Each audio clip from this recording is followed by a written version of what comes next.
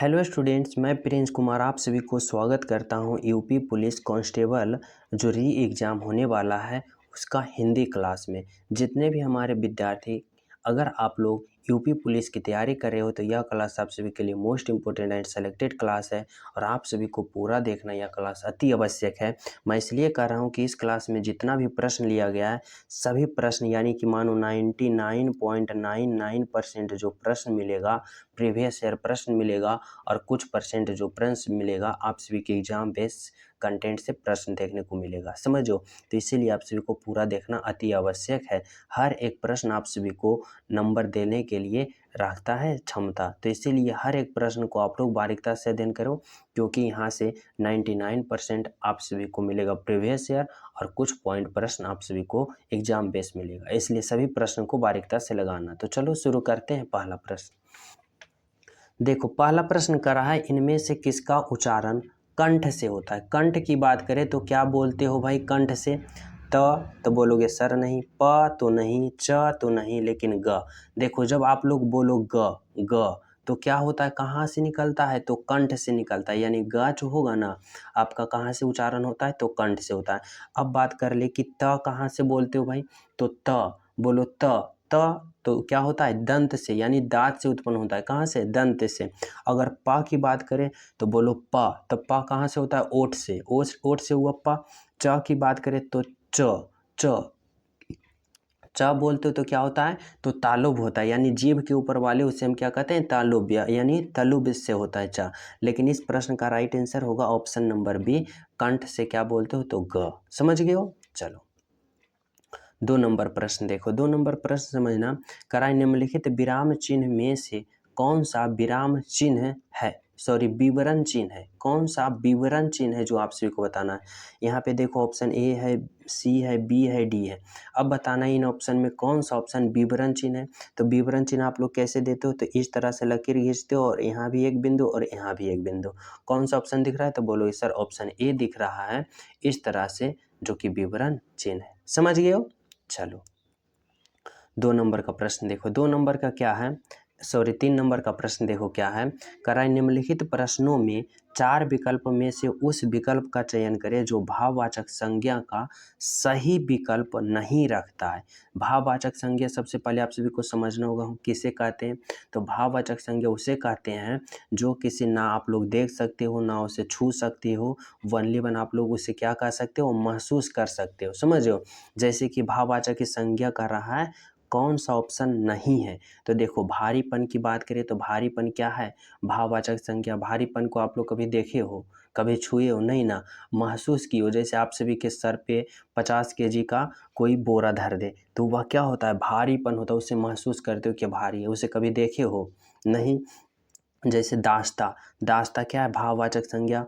पात्रता क्या है? भाववाचक संज्ञा। लेकिन खोजना जो है ना, यह भाववाचक संज्ञा नहीं है, यानी इस प्रश्न का राइट आंसर आपका होगा ऑप्शन नंबर ए, खोजना, जो कि बिल्कुल क्या है? सही है, बिल्कुल सत्य है। जो कि खोजना एक प्रकार का क्या है? तो खोजना एक क्रिया है। समझ हो ना, खोजना एक क्या है? क्रिया है। चलो अगला प्रश्न देखो क्या है। अगला प्रश्न देखो यहाँ पे 4 नंबर का है कि आप मुझसे क्या चाहते हैं, वाक्य में रेखांकित शब्द में सर्वनाम है। देखो आप सभी को बताना होगा कि आप मुझसे क्या चाहते हो, यह जो वाक्य है ना, इस वाक्य में आपको बताना है कि कौन सा सर्वनाम है। तो देखो कौन सा सर्वनाम है, अगर हम बात करें यहाँ पे देखो अंडरलाइन की बात करें तो क्या क्या जो है ना यहाँ पे अंडरलाइन है। अब बताओ कि इस वाक्य में रेखांकित शब्द में सर्वनाम क्या है, यानी कि आप मुझसे क्या चाहते हो, तो क्या की बात करें या कौन सा सर्वनाम है। तो बोलोगे सर क्या जो है या प्रश्नवाचक सर्वनाम है, क्योंकि यहाँ हमसे प्रश्न पूछ रहे कि आप मुझसे क्या चाहते हो, तो ये प्रश्न ना है, तो प्रश्नवाचक संज्ञा यानी ऑप्शन नंबर ए। समझिए। चलो अगला प्रश्न आप लोग देखो क्या है। 5 नंबर का प्रश्न समझना, कर रहा है मोहन 4 किलो बर्फी तुलवा रहा था, बर्फी जो था उसको तुलवा रहा था, में परिणाम परिणाम बोधक विशेषण है। देखो आप सभी को बताना है मोहन 4 किलो बर्फी तुलवा रहा था में परिमाण बोधक विशेषण कौन सा है भाई, आप सभी को बताना है। मोहन, बर्फी, 4 किलो, तो आप सभी को बताना है। तो राइट आंसर यहाँ पे क्या होगा, तो देखो परिमाण बोधक विशेषण क्या कहते हो, जिससे क्या होता है, परिणाम का, जिससे क्या होता है, परिमाण बोधक होता है, यानी परिणाम की बोध किया जाता है, समझो, जिससे नाप या तौल का बोध हो या परिणाम का बोध हो। तो यहाँ पे क्या होगा, तो बोलोगे सर परिणाम बोधक की बात करें तो 4 किलो होगा, जो कि ऑप्शन नंबर बी है। वही तो करा, परिणाम बोधक किसे कहते हो, जो कुछ परिणाम देता है, जो नापा जाता है, तौला जाता है, वही ना। तो 4 किलो क्या है, तो परिमाण बोधक है, यानी कि ऑप्शन नंबर बी। समझ गए हो। चलो देखो 6 नंबर का प्रश्न बताना है आप सभी को। कह रहा है हथियाना चिकनाना किस प्रकार की क्रिया, क्या कर रहा है भाई, हथियाना है, चिकनाना है, या जो है यह किस प्रकार का क्रिया है, नाम धातु क्रिया या औगिक क्रिया या प्रेरणार्थक क्रिया या संयुक्त क्रिया। तो हथियाना की बात करें, चिकनाना की बात करें, तो ये कौन सी क्रिया है, तो बोलोगे सर ये जो है ना नाम धातु क्रिया है। कौन सी क्रिया है, नाम धातु क्रिया। अब आप लोग समझो कि नाम धातु क्या होता है। तो संज्ञा, सर्वनाम तथा विशेषण से मिलकर बनने वाली क्रिया नाम धातु क्रिया कहलाती है। जैसे कि क्या, हम क्या बोले अभी कि संज्ञा से, सर्वनाम से और विशेषण से, संज्ञा, सर्वनाम, विशेषण तीनों से मिलकर बनने वाली क्रिया को क्या कहते हैं, नाम धातु क्रिया। जैसे कि यहाँ पे क्या है, हथियाना, चिकनाना, जैसे क्या हो, हाथ से हथियाना, बात से बतियाना, तो चिकिनाना और बतियाना, ये सब क्या हो गया, तो नाम धातु क्रिया हो गया। यानी कि आपका यहाँ पे राइट आंसर क्या हुआ, तो ऑप्शन नंबर ए है, हथियाना। जैसे क्या हुआ, इसमें देखो किसका बोध आ रहा है, संज्ञा का भी बोध आ रहा है, सर्वनाम के विशेषता की, तो वही मिलकर बनने वाली को क्या कहते हैं हम लोग, नाम धातु क्रिया। Option number A. समझ गए हो। चलो 7 नंबर का प्रश्न देखो भाई। 7 नंबर का प्रश्न बहुत ही सिंपल है, करा है क्रिया विशेषण के कितने भेद होते हैं। तो क्रिया विशेषण के कितने भेद होते हैं, तो सभी विद्यार्थी को पता होगा कि क्रिया विशेषण के कितने भेद होते हैं, तो 4 भेद होते हैं, यानी ऑप्शन नंबर सी। समझ गए हो। चलो 8 नंबर का प्रश्न बताना है, कर रहा है दिए गए विकल्पों में सम्राट शब्द का स्त्रीलिंग छाटे। देखो आप सभी को सम्राट का क्या बताना है, स्त्रीलिंग बताना है कि सम्राट का स्त्रीलिंग क्या होता है, जो आप सभी को बताना है। तो क्या होगा भाई, सम्राट का, सम्राटी बोलोगे गलत सर, सम्राटीन गलत, स्त्री सम्राट गलत, क्या होगा, सम्राज्ञी होगा, सम्राज्ञी, यानी कि सम्राट का स्त्रीलिंग क्या होगा, तो सम्राज्ञी होगा, जो कि ऑप्शन नंबर किस में दे रखा है, तो ऑप्शन नंबर सी में दे रखा है। समझ गए हो। चलो भाई अगला प्रश्न देखो, 9 नंबर का प्रश्न क्या है बताना, इनमें से अध्यापिका का बहुवचन क्या है, अध्यापिका का बताना है, क्या बताना है, अध्यापिका का बहुवचन, बहुवचन क्या होगा, अध्यापिक गण, अध्यापिकागण या फिर अध्यापिकाएं या फिर अध्यापिकाओं या इनमें से कोई नहीं। तो कौन सा ऑप्शन जो होगा, अध्यापिका का बहुवचन होगा, जो आप सभी को बताना होगा। तो अध्यापिका का बहुवचन क्या होता है भाई, तो बोलोगे सर अध्यापिका का बहुवचन जो होता है अध्यापिकाएं होगा। ऑप्शन नंबर क्या होगा, तो ऑप्शन नंबर बी होगा, ना कि अध्यापिकागण या फिर अध्यापिकाओं। समझो क्या होगा, अध्यापिकाएं होगा, ऑप्शन नंबर बी। यहाँ पे ए होगा, ओ नहीं और गण नहीं, क्या होगा, ए होगा, यानी अध्यापिकाएं, ऑप्शन नंबर बी। समझ गए हो। चलो देखो 10 नंबर का प्रश्न बताना क्या है, कर रहा है मैं पढ़ूंगा किस काल का उदाहरण है। भाई बताओ आप सभी, मैं पढ़ूंगा या किस काल का उदाहरण है, संभाव्य भविष्य काल का, सामान्य भविष्य काल का, या हेतुमद भविष्य काल का, या इनमें से कोई। तो अब इसमें बताओ कि क्या लॉजिक लगा रखा है। मैं आप सभी को शुरुआत में ही बता दिया था कि हर प्रश्न में, यानी कि आप सभी को अगर 10 प्रश्न है तो 10 प्रश्न में 9 प्रश्न प्रीवियस ईयर मिलेगा। आप सभी को पता चल रहा होगा कि यह प्रश्न किस प्रकार के एग्जामिनर तैयार किया है, यानी कि प्रीवियस ईयर प्रश्न है। देखो तो यहाँ पे बताना होगा कि मैं पढ़ूंगा या किस काल का उदाहरण है, तो बोलोगे सर यह सामान्य भविष्य काल का है। क्या, सामान्य भविष्य काल का है, यानी मैं पढ़ूंगा। समझ रहे हो। तो right answer option number B. चलो अगला प्रश्न देखो क्या है भाई, 11 नंबर का प्रश्न बताना। करा है मुझसे खड़ा भी हुआ नहीं जाता, इस वाक्य का वाच्य होगा क्या। मुझसे खड़ा भी नहीं हुआ, मुझसे खड़ा भी हुआ नहीं जाता, इस वाक्य में वाच्य आप सभी को बताना है क्या होगा। तो देखो क्या है, भाववाच्य, कर्मवाच्य, या फिर कृत्यवाच्य, या फिर अन्य। तो यहाँ पे क्या होगा भाई बताना आप सभी कि मुझसे खड़ा भी हुआ नहीं जाता, तो राइट आंसर क्या होगा। तो बोलोगे सर इसका राइट आंसर है भाववाच्य है। कौन सा वाच्य है, तो भाववाच्य, ऑप्शन नंबर ए। समझ गए हो। चलो अगला प्रश्न देखो क्या है भाई, यहाँ पे कर रहा है कि क्रिया का आधार सूचित करने वाला कारक है।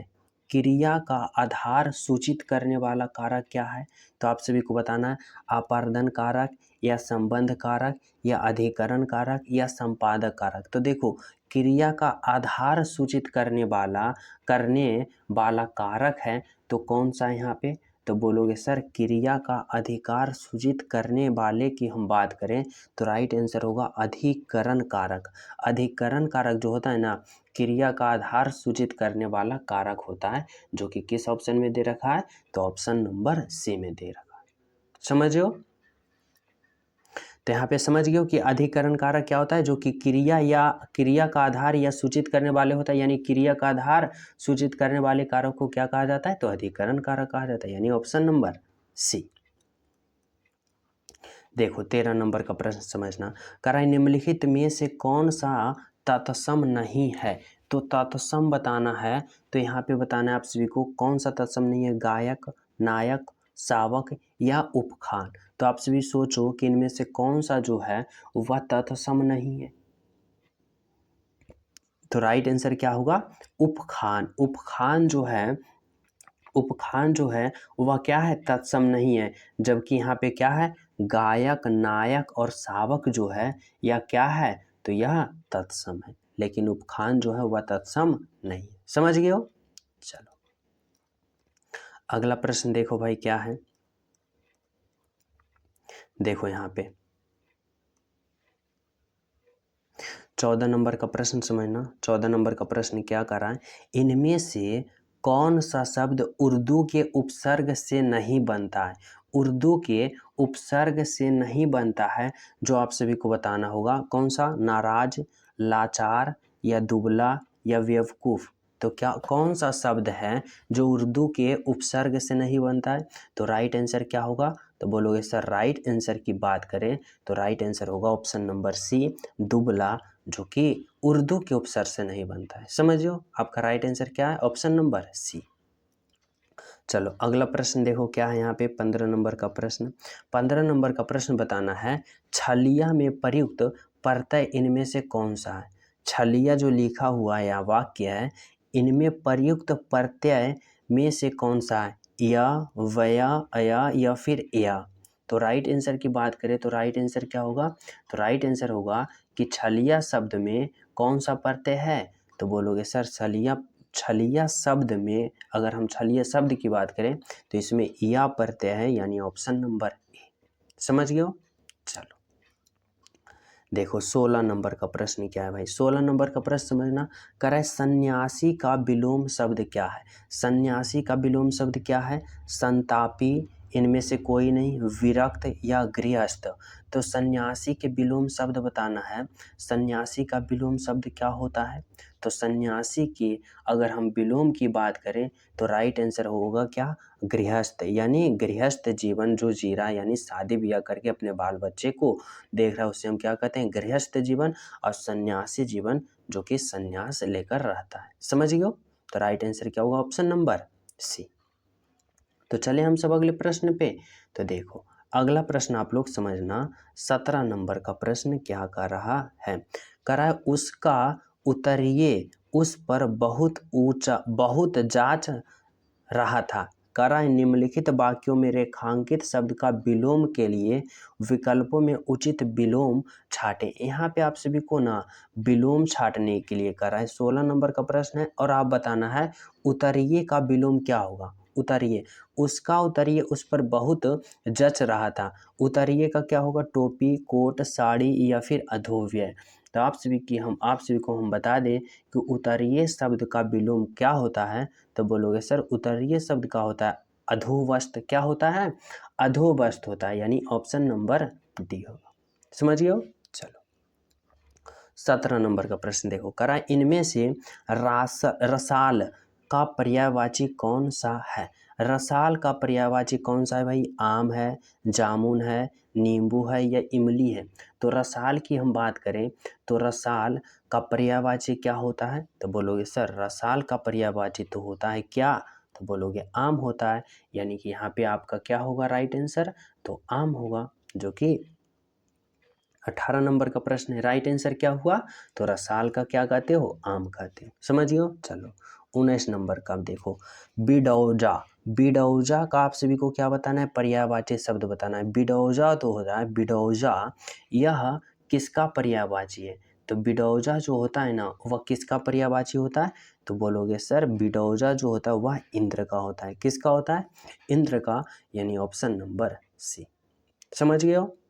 चलो देखो 20 नंबर का प्रश्न क्या कर रहा है? 20 नंबर का प्रश्न करा इनमें से कौन सा शब्द मूल के अनेकार्थी शब्द है? मूल के अनेकार्थी शब्द बताना है।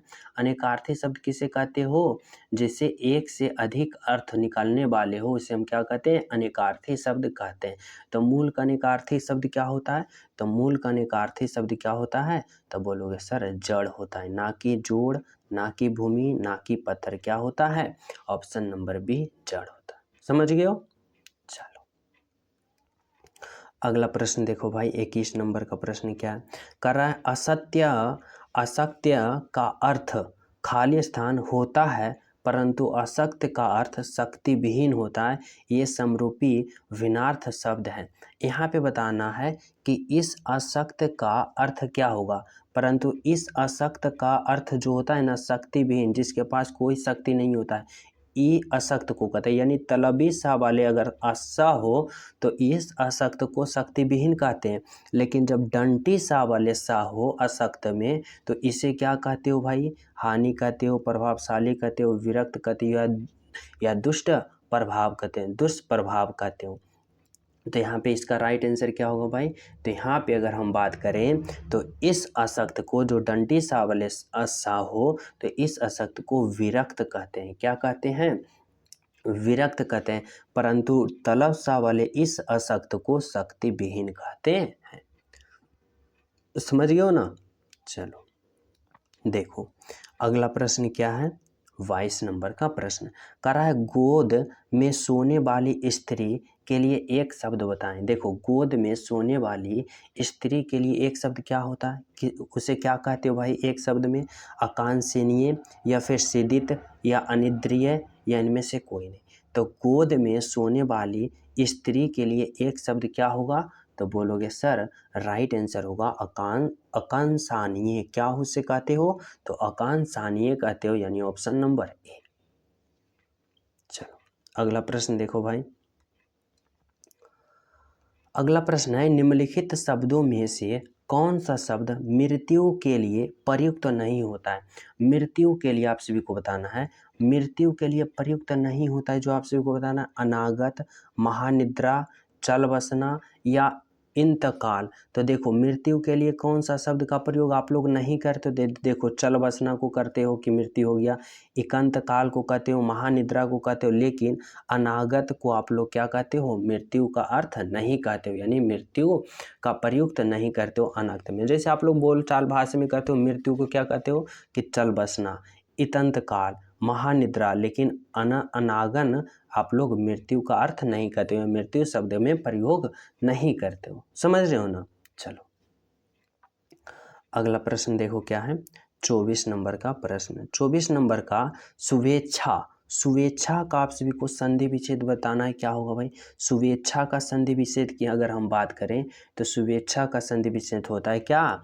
तो शुभ जोड़ इच्छा, यानी ऑप्शन नंबर क्या? तो ऑप्शन नंबर बोलोगे सर ऑप्शन नंबर बी, शुभ जोड़ इच्छा। समझ गए हो?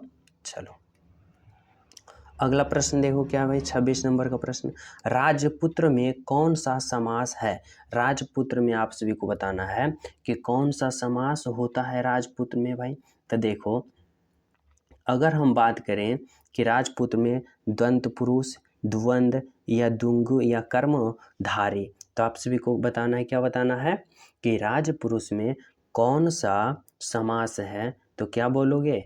बोलोगे सर ऑप्शन नंबर ए है, जो कि दंत पुरुष समास है। कौन सा? राजपुत्र में। तो राजपुत्र में कौन सा समास है? तो दंत पुत्र, ऑप्शन नंबर ए। समझ गए हो? चलो अगला प्रश्न देखो क्या है। निम्नलिखित में से कौन सा वाक्य अशुद्ध है? देखो आप सभी को यहाँ पे बताना है कौन सा वाक्य अशुद्ध है, जो आप सभी को बताना है। देखो यहाँ क्या है, ऑप्शन ए में सारा राज उसके लिए थाती था। सारा राज उसके लिए थाती था। ऐसी एकाध बात और देखने में आती है। ऐसी एकाध बात देखने में आती है। इन दोनों में केवल यही अंतर है, या मैं आपके दर्शन करने आया हूँ। तो निम्नलिखित में से कौन सा वाक्य अशुद्ध है, जो आप सभी को बताना होगा। तो इसमें कौन सा वाक्य अशुद्ध की बात करें तो क्या होगा right answer? Option number C, इन दोनों में केवल यही अंतर है। या जो क्या है वाक्य, यह अशुद्ध वाक्य है। अतः शुद्ध वाक्य क्या होना चाहिए? तो यहाँ पे इन दोनों में केवल यही अंतर है, या जो है ना यही अशुद्ध वाक्य है। और तो बोलोगे सर शुद्ध क्या है? तो शुद्ध होगा इन दोनों में यही अंतर है। इन दोनों में यही अंतर है। यहाँ पे जो केवल है ना यही गलत है, या जो केवल है यही गलत है। समझो, यह नहीं होना चाहिए।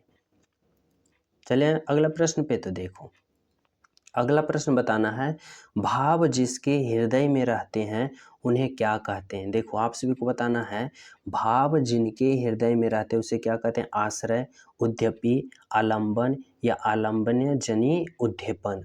तो भाव जिनके हृदय में रहते हैं उसे क्या कहते हैं, जो आप सभी को बताना होगा। और यह प्रश्न मैं आप सभी को होमवर्क के रूप में दे रहा हूँ। सभी विद्यार्थी इस प्रश्न का राइट आंसर कमेंट में बताना कि क्या होगा। समझियो। तो मिलते हैं आप सभी को अगले क्लास में। जब तक सभी को हमारे तरफ से जय हिंद।